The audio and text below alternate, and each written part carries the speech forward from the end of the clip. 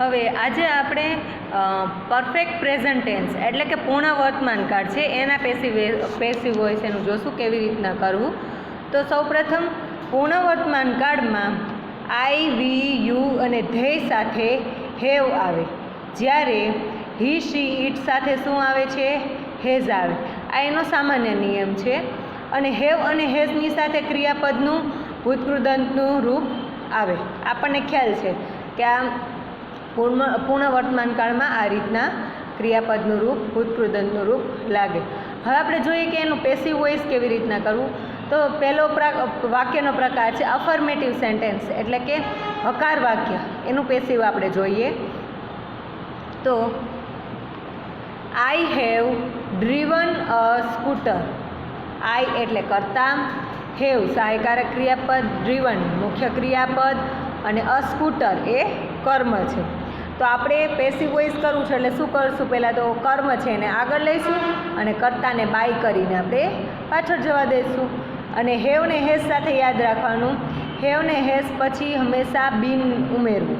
Passive વોઇસમાં have ને હેઝની સાથે શું ઉમેરવાનું? બિન, BEEN.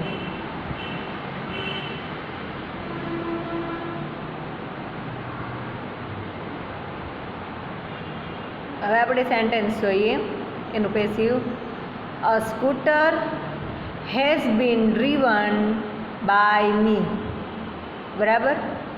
I have driven a scooter એનું પેસિવ વોઇસ થશે a scooter has been driven by me. બીજું ઉદાહરણ જોઈએ. Mister Shah has checked some papers. Some papers છે એ કર્મ છે તો આપણે એને આગળ લઈશું અને હેઝ અને ચેકડ ક્રિયાપદ છે તેની વચ્ચે આપણે બિન ઉમેરશું અને એનું પેસિવ વોઇસ કરશું. અને મિસ્ટર શાહ છે એને બાય મિસ્ટર શાહ કરીને આપણે પાછળ જવા દઈશું. એટલે આન્સર કંઈક આવી રીતે થશે કે સમ પેપર્સ બહુવચન છે એટલે શું આવશે? હેવ આવશે. બહુવચન સાથે હંમેશા હેવ આવે, જ્યારે હી, શી, ઇટ અને એકવચન સાથે શું આવશે? હેઝ આવશે. તો મિસ્ટર શાહ એકવચન એક નામ હતું એટલે હેઝ હતું પ્રશ્નમાં જોઈએ તો. અને એનું પેસિવ વોઇસ કરતી વખતે સમ પેપર્સ બહુવચન આગળ આવશે એટલે આપણે હેઝને બદલે હેવ લેવાનું રહેશે. તો થશે some papers have been checked by mister Shah. આ છે હકાર વાક્યનું પેસિવ. હવે નેગેટિવ સેન્ટેન્સ નકાર વાક્યનું પેસિવ કેવી રીતના કરવું? તો we have not cooked the food yet. અમે હજી સુધી રાંધ્યું નથી. તો we have not cooked the food yet. જો યાદ રાખવાનું કે હંમેશા ક્રિયાપદ હોય બરાબર, એના પછી જે હશે તે કર્મ હશે અને તેને જ આગળ લેવાનું હશે.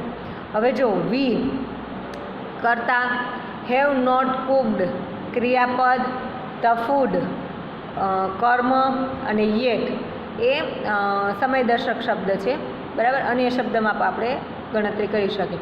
તો જે ફૂડ છે બરાબર, ધ ફૂડ એને આપણે આગળ લઈશું એટલે થશે વી હતું એટલે એની સાથે હેવ આવ્યું હતું, બહુવચન હતું. હવે અહીં ધ ફૂડ એક વચન છે, ખોરાક બરાબર એક વચન, તો એની સાથે હેઝ આવશે. તો આન્સર આમ થશે the food has not been cooked by us yet. The food has not been cooked by us yet. વીનું બાય અસ થઈ જશે. બીજું ઉદાહરણ જોઈએ. Jay has not return my book today. Hasn't return my book today. જયે હજુ સુધી મારી બુક પાછી આપી નથી. તો શું નથી આપ્યું પાછું? My book. તો માય બુકને આપણે આગળ લઈશું. જય છે કર્તા છે, હેઝ નોટ રિટર્ન ક્રિયાપદ છે, માય બુક છે એ કર્મ છે અને ટુડે જે આપણે સમયદર્શક શબ્દ છે, અન્ય શબ્દ છે. તો આન્સર આવી રીતે થશે my book hasn't been returned by Jay today. બરાબર. આથું નેગેટિવનું. હવે આપણે જોઈએ ઇન્ટ્રોગેટિવ સેન્ટેન્સ એટલે કે પ્રશ્નાર્થ વાક્યનું પેસિવ. તો પહેલાં પ્રશ્ન જોઈ લે કે કેના હોય. હેવ કે હેઝથી શરૂ થતા પ્રશ્ન અને WH કે હાઉથી શરૂ થતા પ્રશ્ન બરાબર એના પ્રશ્ન. તો પહેલાં હેવ ને હેઝ પ્રશ્ન છે એનું આપણે જોઈએ. સહાયકારક ક્રિયાપદથી પ્રશ્ન શરૂ થતા હોય તો એનું પેસિવ વોઇસ કેવી રીતે કરવું. તો પેલું જોઈએ, has mister Vadher required his watch.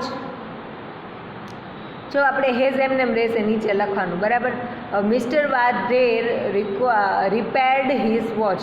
રિપેર્ડ ક્રિયાપદ, હિઝ વોચ શું છે? કર્મ છે. મિસ્ટર વાઢેર કર્તા.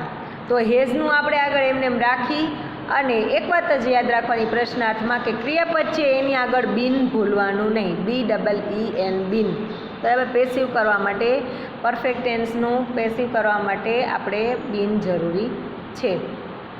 તો આપણે આન્સર આવી રીતના થશે, હેઝ એમનેમ રહેશે. હવે હિઝ વોચ છે એ આગળ આવી જશે ને મિસ્ટર વાઢેર છે એ બાય મિસ્ટર વાઢેર થઈને પાછળ વહી જશે. એટલે આમ થશે, has his watch been repaired by mister Vadher. Has his watch been repaired by mister Vadher. આપણે સેકન્ડ એક્ઝામ્પલ જોઈએ. Have you submitted your all books. Have you submitted your all books. તો આન્સર આવી રીતના થશે, હેઝ. હેઝ શા માટે? જો ઉપર હેવ હતું, બરાબર, પણ અહીંયા યોર છે, યોર ઓલ બુક્સ, બરાબર, એટલે જે એના માટે થઈ અને હેઝ આવશે. ઉપર હેવ શા માટે હતું? યુ હતું એટલે. તો has you all books, your all books been submitted by you. Has your all books been submitted by you. પછી જો WH અથવા હાવથી શરૂ થતા પ્રશ્નો, તો એનું પેલું જોઈએ, why has been made a cup of T. હવે આનું પેસિવ કરતી વખતે એમને ધ્યાન રાખવાનું કે જે પ્રશ્નસૂચક શબ્દ છે એ એમનેમ આગળ રહેશે. એટલે કે વાય એમનેમ રહેશે, હેઝ એમનેમ લખવાનું રહેશે, Bina made a cup of tea. Bina કરતા, મેડ ક્રિયાપદ અને અ કપ ઓફ ટી એ શું છે? કર્મ છે. તો આન્સર આવી રીતે થશે, why has a cup of tea been made by Meena. બરાબર. Why has a cup of tea been made by Bina. એનો આન્સર છે. હવે બીજું જોઈએ, where have you put my books. Where have you put my book. તો વેર એમનું રહેશે. હવે હેવ છે, બરાબર, એ પાછળ યુ હતું એને લીધે હેવ હતું. હવે માય બુક એકવચન છે એટલે અહીંયા હેઝ આવશે. Where has my book been put by you. My book આગળ આવી જશે ને યુ બાય યુ પાછળ થઈ જશે અને પુટની આગળ બીન ઉમેરવાનું રહેશે પેસિવ કરવા માટે. એવી જ રીતે WHO હુવાળા પ્રશ્ન હોય તો શું કરવાનું? Who has won the competition. કોણ કોમ્પિટિશન જીત્યા? તો હુની જગ્યાએ શું થશે? By whom. By whom has શું જીતવાની વાત છે? તો કોમ્પિટિશન. તો કોમ્પિટિશનને આગળ લઈ લેશું. By whom has the competition. હવે ક્રિયાપદ બાકી રહ્યું, તો ક્રિયાપદની આગળ શું ઉમેરવાનું હોય? બીન, પેસિવ કરતી વખતે. તો by whom has the competition been won. બરાબર. હવે જોઈએ બીજું example, who has swept the classroom today.